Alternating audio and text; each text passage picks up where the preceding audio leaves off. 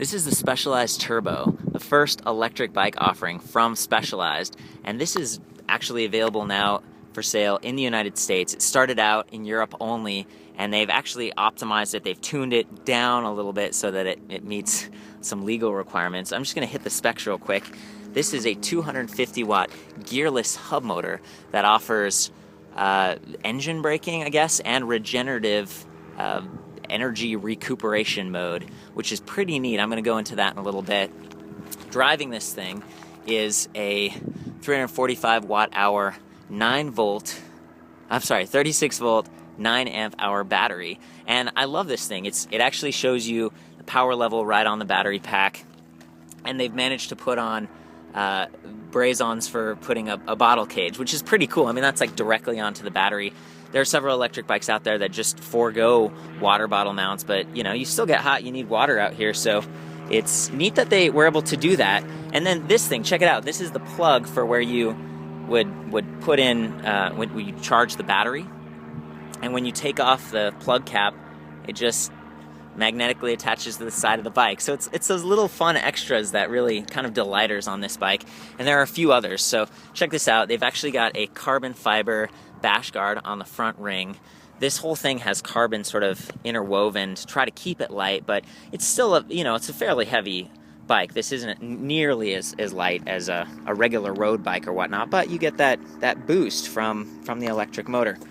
We got 10 gears back here on the rear Cassette, SRAM XO, and they're using the double tap system. So you push this down once and it gets a little bit harder. You push it a little bit further, that's the double tap, and it gets easier. So that's how you switch the gears. There's only one trigger to mess with. And you can see, I mean, this is just super clean right here.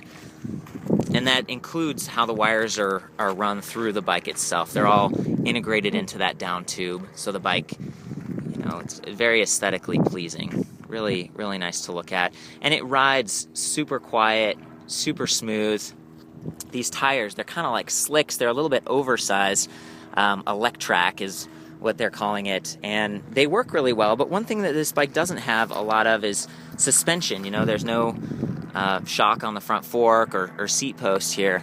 So if you're riding in a place that has a lot of bumps or something, you might keep that in mind, because this thing goes pretty fast. You can hit 28 miles per hour electric assisted, which is pretty amazing. But again, it's legal in all states because they only offer pedal assist. There's no throttle mode on this bike up here. You always have to be pedaling to make it go, but it works really well, and there's a really satisfying sense of speed when you pedal, because it's using a torque sensor. So as soon as you start to input and pedal along, that motor just kicks right in.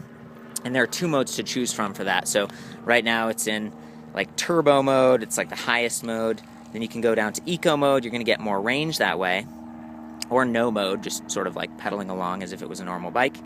And then there's that regen mode. So that's really cool. If you're going down a hill kind of like this, and you don't need the electric assist, maybe you don't even want it, you just want to coast, the engine will sort of slow you down, recuperate some of that battery. And that's also what happens when you pull the brake here. So if you pull the rear brake, it actually activates sort of an engine brake, and I'm told it doesn't actually recuperate electricity in that mode, but it does save your brake pads, which is pretty cool. Speaking of brakes here, we got Magura hydraulic disc brakes, front and rear, lots of stopping power, and that's important when you're on a heavier electric bike like this. Got front and rear lights, which is awesome, and they're activated from this computer. They're powered off of that central battery, so you don't have to worry about changing out batteries. And I'm actually told there's a capacitor in this rear light, so if the battery completely runs dry, that will still work. It's gonna light up, and for safety reasons, that's a good thing. You got braze-ons on the rear and the front for racks and stuff. That's awesome, especially if you're commuting. Carbon seat post. And the other cool things that this comes with is like a mirror, so that if you're in traffic or whatever, you can see around you a little bit easier, and a license plate holder, because I guess some states require that you sort of have a plate or some sort of ID as you're riding along. So it's really there's so much to say about this bike. Really clean, fun to ride, and fairly powerful. I was really impressed. This is one of the better riding electric bikes I've had the chance to cruise on recently. Downside is it kind of costs a lot of money, and again, not a lot of shock absorption on it. But let's take it out for a ride and see how it goes.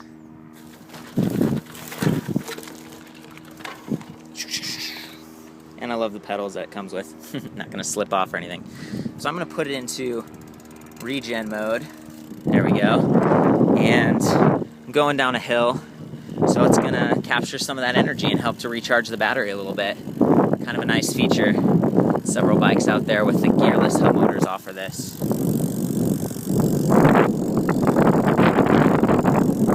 I'm going to do a boost and see if we can hear the motor go. So I'm going up to Eco and then Sport.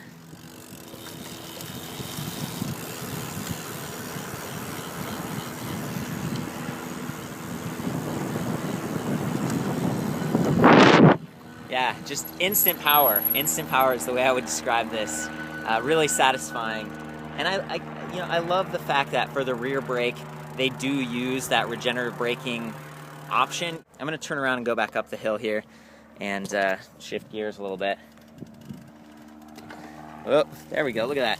Barely even pedaling, and it's just throttling me up the hill. Awesome. It's a really fun bike. It feels great. For the full written review, pictures, and more info, check out ElectricBikeReview.com. I'll see you there.